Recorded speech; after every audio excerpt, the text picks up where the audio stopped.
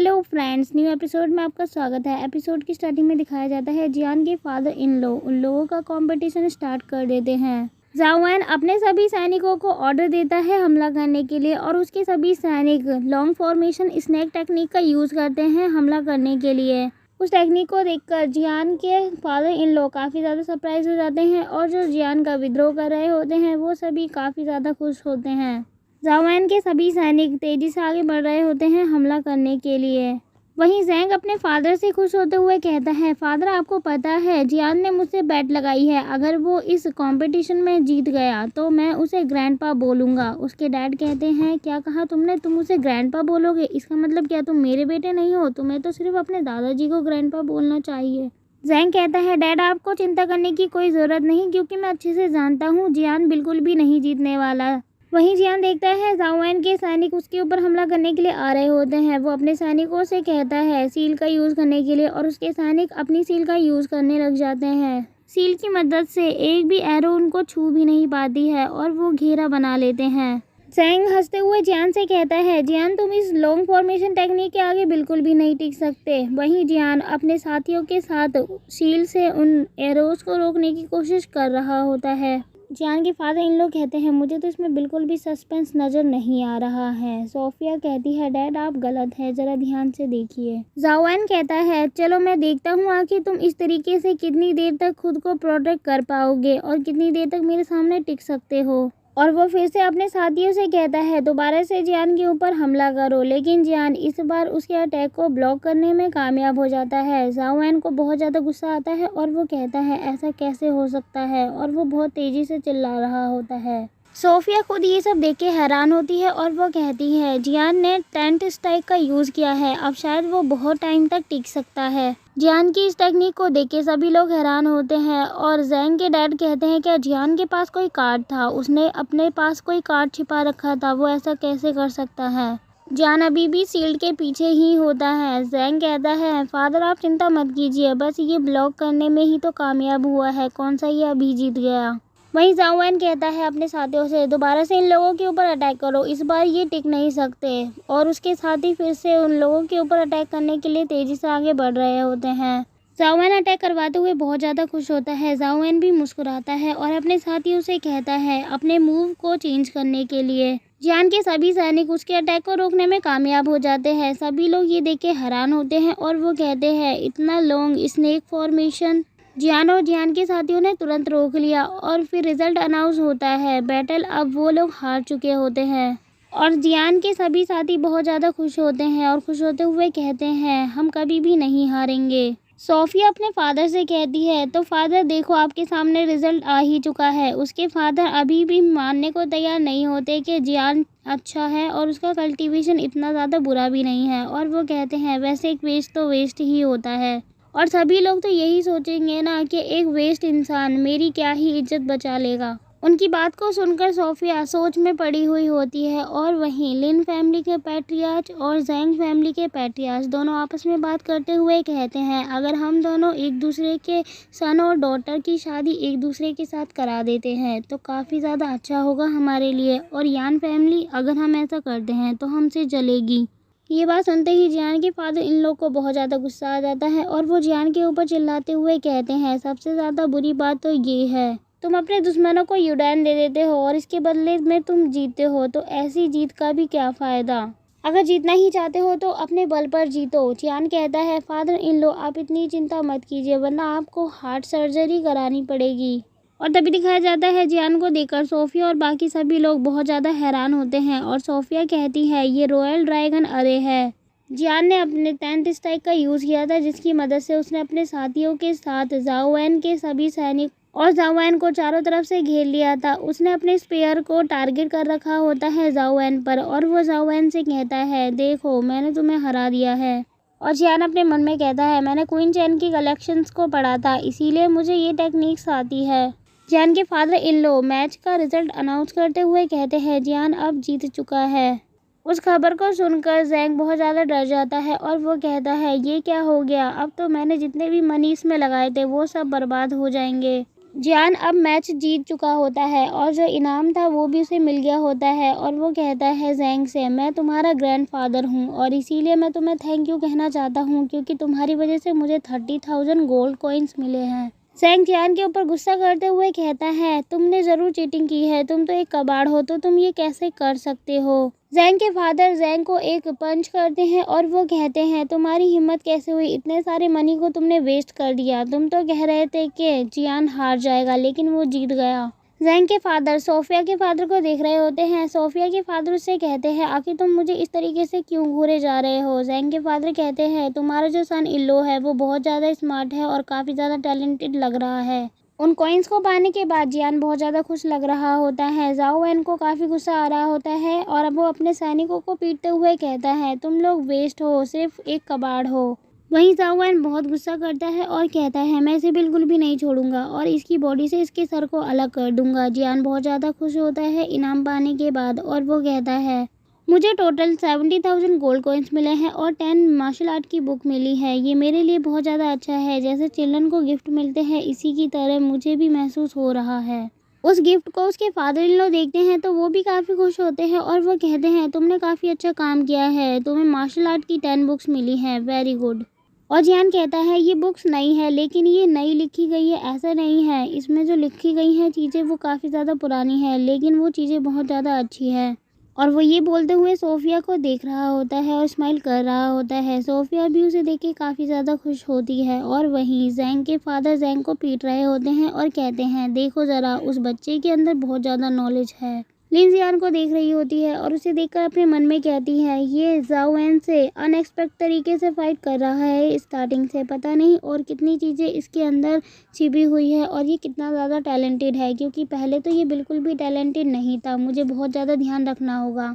पहले मैंने इसे अंडर एस्टिमेट कर दिया था लेकिन अब ऐसा नहीं कर सकती। ज़ाओ वैन जियान से कहता है, अभी तक तुम सिर्फ एक ही बैटल जीते हो, अभी भी 2 गेम्स बाकी है हमारे बीच जो होने वाले हैं, इसीलिए तुम्हें ज़्यादा खुश नहीं होना चाहिए। उसकी बात को सुनकर जियान कहता है, मदर इन लॉ मुझे आपसे एक क्वेश्चन पूछना है। मुझे आपसे कहना है, ज़ाओ वैन आपका नेफ्यू है, क्या मुझे आगे की बैटल को कंटिन्यू करना चाहिए या नहीं, क्योंकि अभी भी 2 बैटल बाकी है। शायद 2 बैटल ख़त्म होते हुए आपके नेफ्यू को इस बैटल फील्ड से वापस जाने में बहुत ज़्यादा दिक्कत हो, क्योंकि मुझे लगता है उसे अपनी हार बर्दाश्त नहीं होगी। उसकी बात को सुनते ही ज़ाओ वैन के जितने भी साथी होते हैं वो आपस में बात करते हुए कहते हैं, ये तो कितना ज़्यादा कॉन्फिडेंट लग रहा है, इसके अंदर कॉन्फिडेंट की बिल्कुल कमी नहीं है। वहीं ज़ाओ वैन को उसकी बात पर गुस्सा आ रहा होता है। जियान की मदर इन लॉ उससे कहती है, तुम मेरी चिंता मत करो, तुम इसके साथ बैटल कर सकते हो। जियान कहता है, मुझे तो अभी भी ज़ाओ वैन की चिंता हो रही है। वैसे भी ज़ाओ वैन और यान फैमिली दोनों सिंपल फैमिली नहीं है। और वहीं ज़ाओ वैन कहता है, अब तुम मेरे को खुद से कंपेयर करना बंद करो और कम्पीट करने के लिए रेडी हो जाओ। पहले मेरी बारी है, मैं दिखाता हूँ कि मैं क्या कर सकता हूँ। और इतना कहते ही वो धनुष लेकर रेडी हो जाता है। एक बंदा कहता है, 10 स्टोन बो को तुम तोड़ना चाहते हो। वहीं दूसरा बंदा कहता है, अगर तुम ऐसा करोगे तो तुम्हें कम से कम 300 किलोमीटर की स्ट्रेंथ चाहिए होगी तुम्हारे आर्म के अंदर, तभी तुम ऐसा कर पाओगे। ज़ैंग अपने मन में कहता है, इस फाइट का रिजल्ट तो मैं पहले से ही जानता हूँ। इस बैटल में जियान बिल्कुल भी कंपेयर नहीं कर सकता खुद को ज़ाओ वैन से, क्योंकि ज़ाओ वैन बहुत ज़्यादा ताकतवर है और जियान तो बिल्कुल भी ताकतवर नहीं लगता कि वो एक स्टोन को तोड़ भी सके।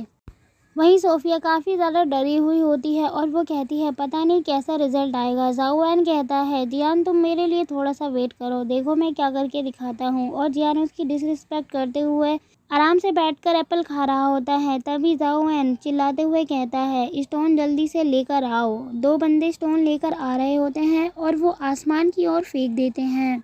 और वहीं ज़ाओ वैन अपना धनुष और तीर के साथ रेडी हो जाता है उस स्टोन के ऊपर हमला करने के लिए। जैसे ही स्टोन उसे ऊंचाई पर दिखाई देता है वो अपनी एरोस को उसके ऊपर छोड़ देता है और जियान की एरो जाकर डायरेक्टली उस स्टोन के ऊपर लगती है और उस स्टोन के बहुत सारे टुकड़े हो जाते हैं। ज़ाओ वैन की आर्चर स्किल को देखने के बाद 2 लोग उसकी तारीफ करते हुए कहते हैं, ये करना बहुत ज़्यादा मुश्किल है, ये एक मूविंग टारगेट था और उसने एक थिक स्टोन प्लेट को तुरंत तोड़ दिया, वो भी एरो से। ज़ाओ वैन कहता है, ज़रा मुझे बताओ जियान, तुम्हें मेरी ये स्किल कैसी लगी। जियान कहता है, तुम अपनी स्किल की ज़्यादा तारीफ मत करो क्योंकि मेरे आगे तुम्हारी ये स्किल कुछ भी नहीं है। अगर मैं शूट करूँगा तो तुम प्रेग्नेंट हो जाओगे। उसकी बात को सुनकर सभी लोग हंसने लग जाते हैं और सोफिया भी थोड़ी शर्मा जाती है। जाओएन कहता है चलो अब ये सब छोड़ो, अब तुम दिखाओ कि तुम कितने काबिल हो। और इतना कहते ही वो उसे अपना धनुष दे देता है। जियान उस धनुष को सही से पकड़ नहीं पा रहा होता है। सभी लोग उसके ऊपर हंसकर कह रहे होते हैं ये धनुष तो तुम्हें ही हर्ट कर रहा है। जियान उस धनुष को संभालने में कामयाब होता है और उस धनुष को देखते हुए कहता है इस धनुष की बॉडी तो राइनोसोरस से बनी है, सच में ये बहुत ज़्यादा अच्छी दिख रही है। जैंग उससे कहता है इस धनुष की तारीफ करना बंद करो, अब ये दिखाओ कि तुम कितने स्टोन्स को तोड़ सकते हो। जैंग हंसते हुए कहता है मुझे तो लगता है तुम एक भी स्टोन को नहीं तोड़ पाओगे, बल्कि इसकी बजाय तुम अपनी एरोस को अपने दांतों पे ही ना लगा लेना। जियान जाओएन से कहता है मैं इसलिए नहीं डर रहा कि मैं स्टोन्स को नहीं तोड़ पाऊंगा, बल्कि मैं इसलिए डर रहा हूँ कि अगर मैं तुम्हारी धनुष को थोड़ा सा भी ज़्यादा खींचूंगा तो शायद से तुम्हारी धनुष ही ना टूट जाए। जाओएन कहता है तुम धनुष को तोड़ने की तो बात ही मत करो, अगर तुम इसके डोर को खींचकर भी दिखा देते हो तो मैं तुम्हें ग्रैंडपा बोलने के लिए भी रेडी हूँ और मैं तुम्हारे आगे घुटने के बल बैठने के लिए भी रेडी हूँ। जैसे ही जियान उसकी बातों को सुनता है वो आगे बढ़ता है और एरोस को धनुष के ऊपर रखकर चलाने की कोशिश करता है, लेकिन जब वो धनुष को चला रहा होता है वैसे ही धनुष की डोर टूट जाती है और धनुष भी बीच में से टूट जाता है। जियान उससे कहता है अब तुम दोनों रेडी हो जाओ अपने घुटने के बल बैठने के लिए। जियान सोफिया से कहता है अभी हमारी शादी भी नहीं हुई है और हमारे पास अभी से 2 ग्रैंड चिल्ड्रन है। सोफिया कहती है मुझे किसी भी ग्रैंड चिल्ड्रन की ज़रूरत नहीं। जैंग जियान से कहता है तुमने ज़रूर चीटिंग की है। जाओएन कहता है हाँ ये ठीक कह रहा है, तुमने ज़रूर चीटिंग की है क्योंकि तुम मेरी इतनी ज़्यादा स्ट्रॉन्गेस्ट धनुष को ऐसे ही नहीं तोड़ सकते।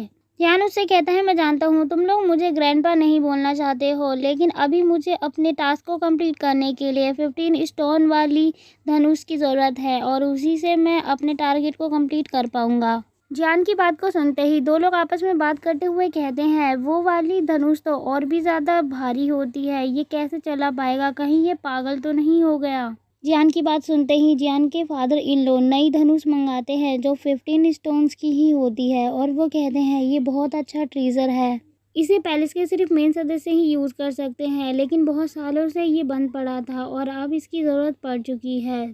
और दिखाया जाता है 4 लोग उस धनुष को लेकर आ रहे होते हैं। लिन के फादर लिन से कहते हैं क्या इससे पहले जियान जानता था एक धनुष को चलाना। जियान कहती है मैंने इसकी स्किल के बारे में कभी भी नहीं सुना और ना ही मैंने देखा था और मुझे नहीं लगता कि वो इस 15 स्टोन वाली धनुष को चला भी पाएगा। जियान रेडी हो जाता है 3 एरोज को एक साथ चलाने के लिए और धनुष का यूज़ करते हुए वो अलग अलग डायरेक्शन में जाकर अलग अलग एरोज को चला रहा होता है और फाइनली वो सभी एरोज़ का यूज़ कर लेता है। सारी एरोज़ माउंटेन पर जाकर लगती है जिसकी वजह से माउंटेन के जो स्टोन होते हैं वो टूट जाते हैं।